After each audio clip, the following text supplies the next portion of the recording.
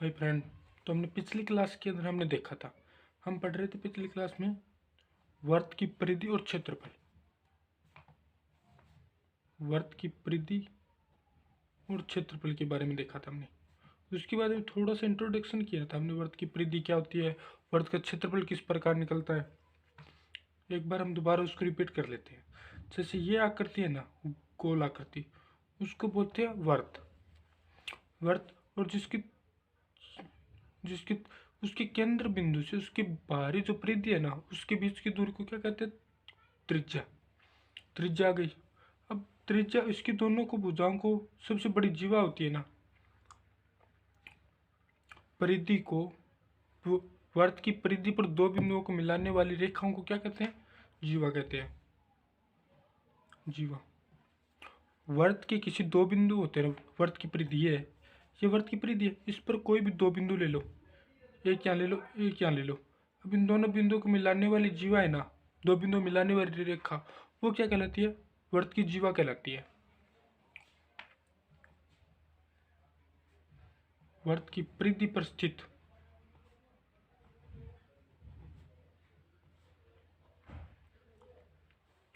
दो बिंदुओं को मिलाने वाली रेखा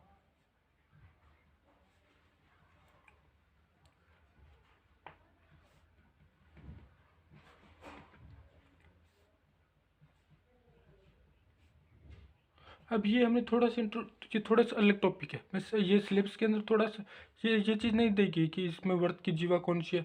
अब ये जो है, ये बिंदु और ये बिंदु क्या है, वहाँ यहाँ पे वृत्त की परिधि पर है।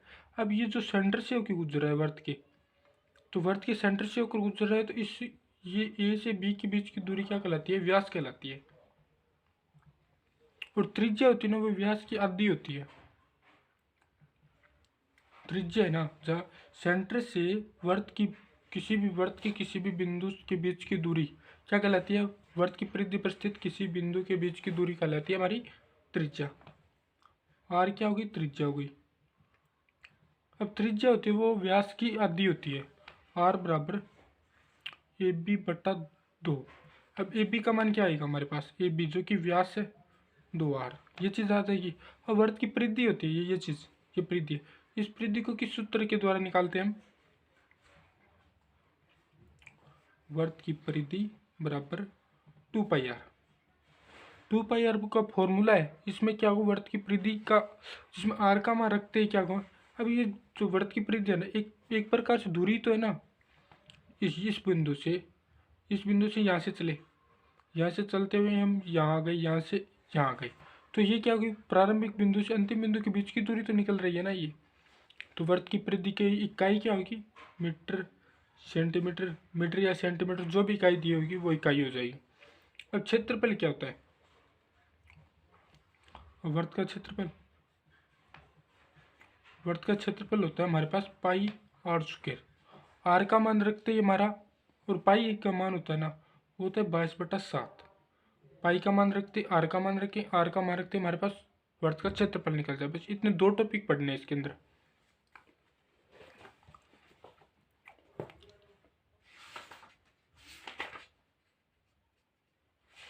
अब एक चीज़ और आ जाती है इसमें, कि जब दो सेकेंडरी बिंदुओं के बारे में पढ़ा था, जब दो सेकेंडरी वर्त आ जाते हैं, जिसका सेकेंडरी वर्त कौन कौन से होते हैं?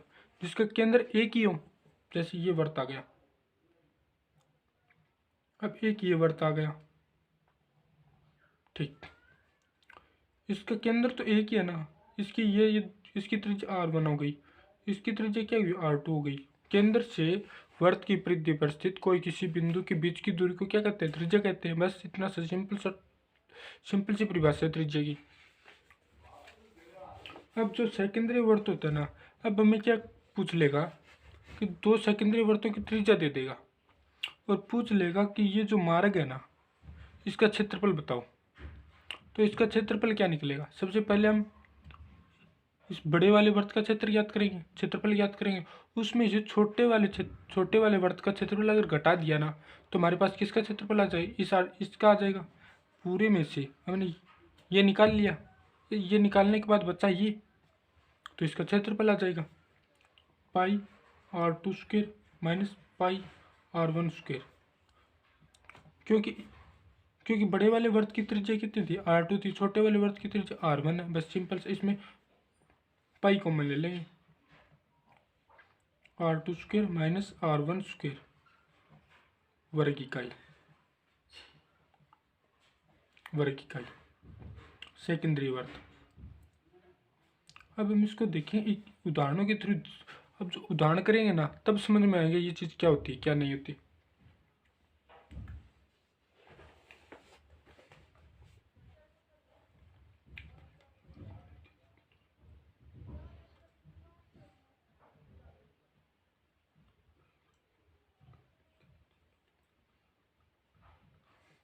अब इसके अंदर एक तो जैसे कोई गाड़ी है,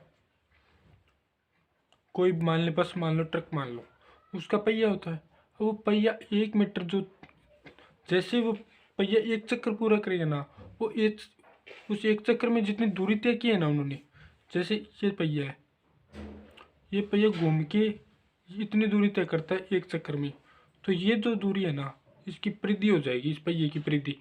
अब ये दूरी आ गई, इस दूरी के आने से हम पहिए की त्रिज्या निकाल सकते हैं, क्योंकि ये जो दूरी हमारी वर्त की, अब एक चक्कर यहाँ से घूम के यहाँ तक आएगा तो इतनी दूरी तय कर लेगा।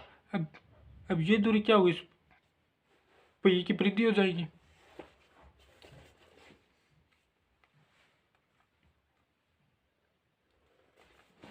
अब इसके अंदर एक कंडीशन और बनती है, जो गाड़ी वाला जो जो पहिए से संबंधित होता है ना, उसमें एक कंडीशन और बनती है। फर्स्ट कंडीशन आ गई हमारी,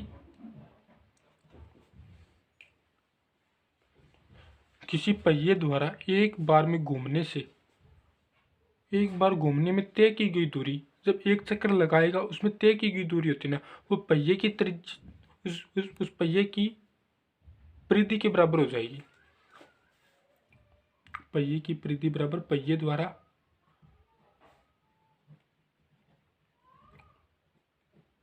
पहिए द्वारा एक चक्कर में तय दूरी।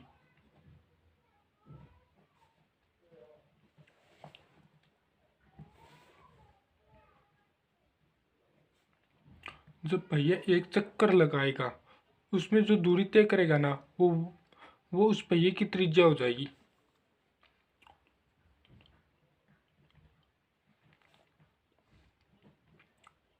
अब एक कंडीशन हो जाती है कि हमें जो गाड़ी का टायर है वो क्या एक वर्ताकार कंडीशन में ही होता है, एक वर्ताकार स्थिति में ही होता है, और वो वर्ताकार रूप से घूमता है। ठीक, अब हमें दे देगा कि उस पहिए की त्रिज्या दे देगा और बोल देगा कि ये x किलोमीटर या y किलोमीटर, अभी y किलोमीटर चलता है तो उसमें कितने चक्कर लगाएगा वो, तो चक्रों की संख्या ज्ञात की जाएगी ना। अब चक्रों की संख्या ज्ञात की जाएगी हमारे पास है जो कुल तय की दूरी, उन्होंने कितनी दूरी तय की है, बट्टा पहिए की परिधि आ जाएगी। कुल तय दूरी बट्टा पहिए की परिधि सीधा लिख देते हैं परिधि। बस इतना सा, एक चीज़ ये इंपॉर्टेंट, एक चीज़ ये इंपॉर्टेंट है। अब इनका उपयोग हम क्वेश्चनों के अंदर करेंगे। और वर्त का क्षेत्रफल हमने पढ़ लिया, 2 पाई आर स्क्वायर होता है वर्त का क्षेत्रफल। अब हमारे पास एनसीईआरटी की बुक में पहला क्वेश्चन दिया है, एग्जाम्पल दिया है कि 2 कंडीशन दे दी, एक तो वर्त की परिधि दे दी।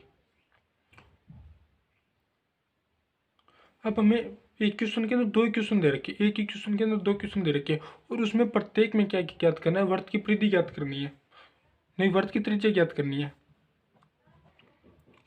वर्त की त्रिज्या ज्ञात करो। अब इसमें पहला क्वेश्चन है ना, उसमें दे दी कि वर्त की परिधि दे दी 132 सेंटीमीटर, वर्त की परिधि हमने दे दी 132 मीटर या 132 सेंटीमीटर, जो भी है, जो भी इकाई दे रखी है उसी का उपयोग करेंगे। अब हमने पढ़ा था वर्त की परिधि क्या होती है, 2 पाई आर बराबर कितना दे रखा है 132, और पाई का मान हमने पढ़ा था 22/7। अब ये जो परिधि सेंटीमीटर में है ना, तो त्रिज्या भी सेंटीमीटर में निकलेगी, 2 गुणा पाई का मान 22/7। गुणा आर बराबर 132। ये चीज़ आ गई। अब 32 का 6 से गुणा करो, नहीं इसका 22 का 6 से गुणा करो। 22 गुणा 6, 6 दूनी 12, 6 दूनी 12 और 1 13, यानी 132 22 से कितनी बार कट गया? 6 बार कट गया, 6 बार कट गया। अब आर का मान 2r/7 बराबर कितना आ गया? 6, 6 आ गया। अब ये 6 कितनी बार कटेगा? 2 से 3 बार कटेगा। r/7 बराबर कितना आ गया? 3 आ गया। आर का मान अब ये भाग में है, इधर जाके गुणा में हो जाएगा। 3 गुणा 7, 3 7 21, यानी 21 सेंटीमीटर उसकी त्रिज्या होगी। उस जो वर्त दे रखा है ना, उसकी त्रिज्या कितने निकले? 121 नहीं, 121 नहीं, 21 सेंटीमीटर निकलेगी। अब सेकंड नंबर एग्जाम्पल दे रखा है हमारे, इसी का सेकंड क्वेश्चन दे रखा है। उस क्वेश्चन में दे रखा है जो वर्त की परिधि है ना, वो दे रखा है 176। वर्त की परिधि 176 दे रखी है, 176 सेंटीमीटर दे रखी है। ठीक, और अब हमारे पास देखते हैं कि वर्त की परिधि का फॉर्मूला क्या होता है हमारे पास? 2πr, 2πr बराबर 176। ये चीज़ आ गई। 2 गुणा 22/7 और बराबर 176, ये चीज़ आ गई। अब हम क्या करते हैं, इसमें आर को इस साइड एक ही साइड रख लेते हैं, बाकी की जो चीज़ें हैं उसको पक्षांतरण कर देते हैं। 22 दूनी 44 r/7 बराबर 176। ये हमारा था फॉर्मूला के, जो हमने 2πr का फॉर्मूला लगा के यूज़ किया है। 22 को 2 से गुणा करेंगे 44 आएगा, 44/7 गुणा आर बराबर 176। ठीक, अब आर का मान निकालना है हमें। आर बराबर 44 r/7 हमारे पास था 176 के बराबर। आर अब 7 भाग में है, अभी इधर जाके किस में हो जाएगा? गुणा में हो जाएगा। 176 गुणा 7। अब 44 क्या है? आर के गुणा में है, तो इधर जाके भाग में हो जाएगा 44। अब 44 को 4 से गुणा करें, 4 चौका 16, 4 चौका 16, 16 और 1 17, 176। अभी कितने से कटेगा? 4 से कटेगा। तो आर का मान कितना होगा? 4 गुणा 7 बराबर 28 सेंटीमीटर। बस इतना से क्वेश्चन था। 4 7 28 आ गया। इसमें जो चीज़ें दे रखी थी वो सूत्र का मान के, जब हमें सूत्र का पता होना चाहिए, सूत्र का पता होते है मान निकाल लेंगे बराबर में रख के। उसके बाद 2 नंबर उदाहरण दे रखा है। 2 नंबर उदाहरण में दे रखा है वर्त का क्षेत्रफल ज्ञात करो जिसकी त्रिज्या कितनी है? 7। आर का मान हमें दे दिया 7 सेंटीमीटर। ज्ञात करना है हमें वर्त का क्षेत्रफल।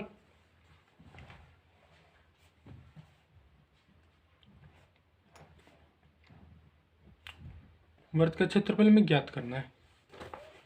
वर्त के क्षेत्रफल का हमारे पास फॉर्मूला होता है ए बराबर πr²। आर का मान हमारे पास कितना दे रखा है? 7 सेंटीमीटर।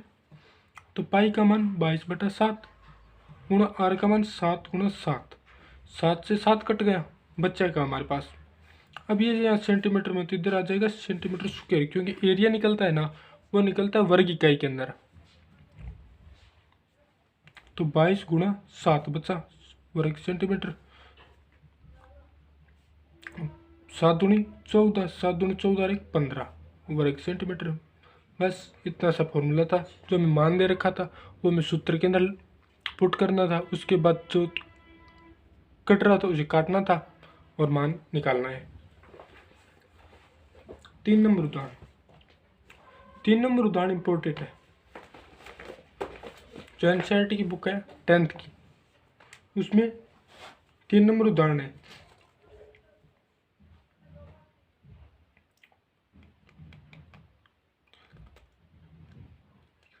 अब इसमें दे रखा है एक साइकिल का पहिया है। एक साइकिल का पहिया 11 किलोमीटर चलता है। 11 किलोमीटर चलने में 5000 चक्कर लगाता है। तो पहिए का व्यास ज्ञात करो। एन का मान कितना आ गया? कुल चक्कर कितना आ गया? 5000। 5000 चक्कर लगाता है। कितनी दूरी तय करता है? 5000 चक्करों में एक साइकिल का पहिया 11 किलोमीटर की दूरी, जिसे हम डी मान लेते हैं। दूरी बराबर क्या होगी? 11 किलोमीटर।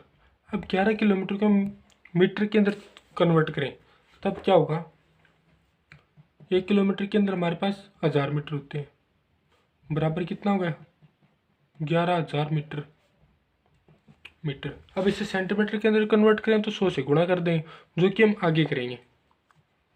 अब हमने एक सेकंड कंडीशन पढ़ी थी पहिए से संबंधित, उसमें क्या था, चक्रों की संख्या कैसे ज्ञात की जाती है। सेकंड कंडीशन से हमने अभी भी पढ़ा था, जो सेकंड कंडीशन होती है ना पहिए की, उसमें क्या होगा, चक्रों की संख्या बराबर कुल तय दूरी बटा परिधि, दूरी बटा परिधि। ये फॉर्मूला में अभी भी पढ़ा था, जिसमें क्या है, अब हमारे पास चक्रों की संख्या दे रखी है, हमें परिधि का मान ज्ञात नहीं है, कुल दूरी दे रखी है, तो हम परिधि का मान ज्ञात कर लेंगे। अब परिधि का मान ज्ञात होते हमारे पास पहिए का व्यास आ जाएगा। कैसे आएगा, चक्रों की संख्या कितनी दे रखी है, 5000 प्रयोग। अब उन्होंने कितनी दूरी तय की, 11,000 मीटर। अभी मीटर बट्टा परिधि का फॉर्मूला हमारे पास क्या होता है, 2πr। अब हम क्या करें, इस 2πr को हम इधर ले आए, इसका वज्र गुणा कर दे, 2πr बराबर 11,000 बट्टा, अब ये इधर गुणा में इधर जाके भाग में चला जाएगा, 5000, 1 2 3 ये कट जाएगा, 11/5 मीटर, ये चीज आ गई। अब हमें ये देखना है कि इसमें पहिए का व्यास ज्ञात करना है। अब पहिए का व्यास कितना होता है, पहिए का जो व्यास होता है ना, वो त्रिज्या का दुगुना होता है। तो हमारे पास त्रिज्या कितनी है, हमारे पास त्रिज्या कितनी है, r है। r को 2 से गुणा करें तो व्यास निकल जाएगा, व्यास गुणा बच्चा क्या, पाई का मान होता है 22/7 बराबर हमारे पास क्या आया, 11/5 मीटर। ये चीज़ आ गई। अब ये मीटर के अंदर आ गया। अब मीटर को अगर चेंज करें सेंटीमीटर के अंदर, तो सेंटीमीटर के अंदर 100 से गुणा कर देंगे। अब ये आ गए व्यास, व्यास का मान आ गया, व्यास गुणा 22/7 बराबर क्या है हमारे पास,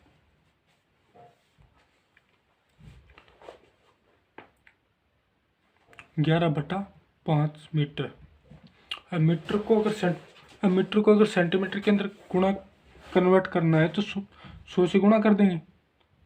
ये आ गया व्यास गुणा 22/7 बट्टा 1100/5, 1100, 100 से गुणा करें तो 1100 आ जाएगा। अब इससे 22 कट करें, 22 को 5 से गुणा करें, 5 दूनी 10, 5 दूनी 10 11, तो ये कितने बार कटेगा, 50 बार, 50 बार कटेगा। तो व्यास 7 बट्टा में इधर जाके किस में हो जाएगा, गुणा में हो जाएगा, 50 गुणा 7/5। अब 5 कितनी बार कटेगा, 10 बार 50 से, नहीं ये 50 से नहीं, 5 से 10 बार कटेगा। तो जो व्यास आएगा ना, वो आएगा 10 गुणा 7, 70 सेंटीमीटर, जो कि हमने यहाँ पर मीटर था, अब इसको कन्वर्ट कर लिया किस में, सेंटीमीटर के अंदर, तो 70 सेंटीमीटर क्या आ जाएगा, उस पहिए का व्यास आ जाएगा। अब यहाँ से हमें त्रिज्या पूछे, व्यास बराबर कितना आ गया हमारे, हमें इस क्वेश्चन के अंदर उस पहिए का व्यास ज्ञात करना था, जो कितना है, 70 सेंटीमीटर। अब हमें 2r होता है व्यास, वर्त का व्यास होता है वो 2r होता है, 70 सेंटीमीटर। r का मान कितना निकलेगा, 70/2 बराबर 35 सेंटीमीटर। अगर हमें त्रिज्या पूछे तो त्रिज्या ज्ञात कर लेंगे, अगर व्यास पूछे तो व्यास ज्ञात कर लेंगे। सिर्फ और सिर्फ कॉन्सेप्ट पता होना चाहिए कि इस कॉन्सेप्ट से हुआ है। कॉन्सेप्ट क्या होगा कि पहिया कितनी दूरी तय करेगा, पहिया कितनी दूरी, कोई भी दूरी तय करेगा ना, वो अपनी परिधि के अकॉर्डिंग तो करेगा, परिधि गुणा कुल चक्रों की संख्या बराबर कुल तय दूरी। अब परिधि का मान कुल तय दूरी कितनी करेगा, वो जितनी चक्कर लगाए उतनी तो दूरी तय करेगा, बराबर कुल चक्कर गुणा पहिए की परिधि। पहिए की परिधि, बस इस कॉन्सेप्ट का उपयोग करते हुए हमने आर का मान 35 निकाल लिया और 2r का मान 70 सेंटीमीटर निकाल लिया। अब जो नेक्स्ट चैप्टर आता है वो आता है हमारा 15.1। 15.1 से पहले हमारे पास 3 क्वेश्चन थे, वो हमने 3 क्वेश्चन कर लिए। और ये जो 15.1 है उसमें लगभग उसमें लगभग 10 क्वेश्चन है। उसमें 10 क्वेश्चन, उन 10 क्वेश्चनों को लगभग करेंगे हम कल। अब जो नेक्स्ट क्लास होगी ना उसमें 10 क्वेश्चनों को हल करेंगे। छोटे छोटे क्वेश्चन है, बस मान रखना है, मान रख के हमें उसमें मान रखने के बाद हमें मान निकालना, बस इतना ही करना है कुछ, बस थोड़ा सा कॉन्सेप्ट पता होना चाहिए किस प्रकार है ये चीज़। अगर आपको ये वीडियो अच्छा लगा है तो लाइक करना, शेयर करना, सब्सक्राइब करना। अगर मेरे पढ़ाई हुए तरीका समझ में आ रहा है तो प्लीज़ सपोर्ट मी।